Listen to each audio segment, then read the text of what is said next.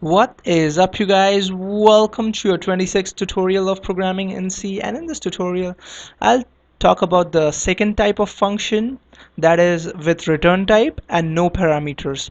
Now, what this function will do is that it will return a value, which means it's not gonna be void, and it doesn't have any parameters. That means it won't require anything inside these brackets. Okay, so to do this, we actually go ahead and make our function the way we made it before, but we want what we actually want to do is that we actually want to mention the type of data which we are going to return. So if we are going to return a integer type value, then we type int.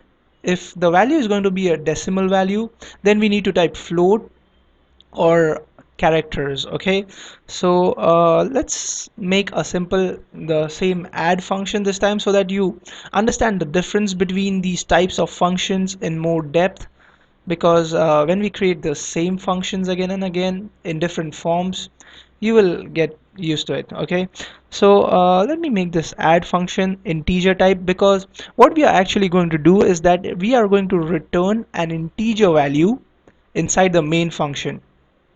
Now this is not going to be void anymore, because we are actually going to return a value. Okay, so we have declared the add function will be return type, and which will have integer type return value. So let's come out of our main, and let's create this add function. Oh my god, I always forgot this. We actually need to type int, of course, at the beginning, and we code inside these brackets what our add function is actually going to do. So in this program, what we are going to do is that we will print out enter two numbers and we will perform the operation. But what we are going to do is that we won't really print the answer here. We will actually be returning the answer to the main function back again, and then main function will print out the answer. Pretty confusing?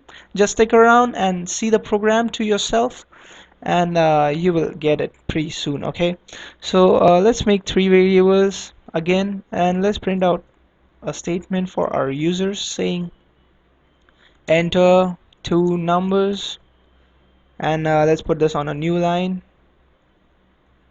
Let's use scanf 2% and %a and %b, and we write c is equals to a plus b. There you go. So now what we have done is that we have stored our sum inside c, and what we can do is that we can actually print out the value of c. But what we can do is that we can actually return this c back to the main. Okay, to do this, we type return, and then we type whatever we want to return, and here in this case we return c. Okay, and then we end it with a semicolon.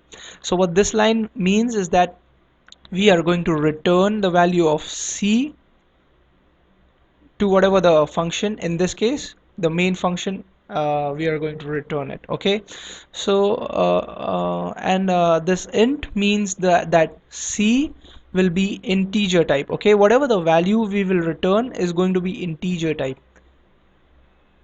Let's create a program to actually catch this value inside here. So let's declare a variable called d, and what we are going to write here is that d is equals to add brackets and semicolon. So what this line will do is that when c is returned from the add function, it will just return the value of c here, and it will actually get stored inside d. Okay, so what we need to do is that we just want to print out d this time. The sum is %d, and then we want to print out d again. So let's run this and see how it works. I'm sorry, what happens? So enter two numbers, 5, enter 6, enter this time, and the sum is 11. It works pretty smooth.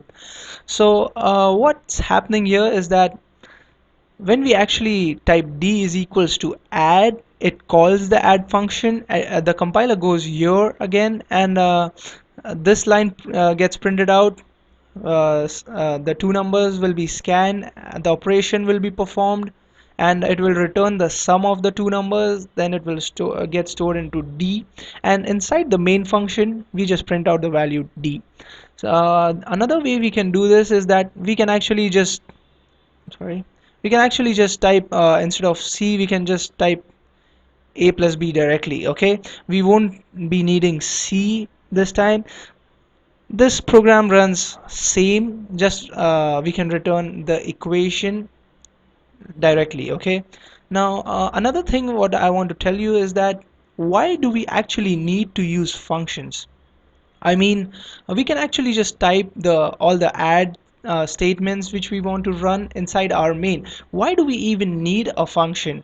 So the answer is, if just imagine if you're typing a very big program, and in that big program you want to add numbers like 100 times, so you actually will need to type these codes 100 times. Okay, what functions will do is that, okay, if you create the add function once and for all, you can just keep calling the add function again and again, and how much ever times you want. Okay, so you don't really need to type all these codes again and again. If the function is same, you just create a function and you keep declaring it. Okay, so that's how functions work. They are very useful, they are very helpful, and in the next tutorials I'll talk about the third type.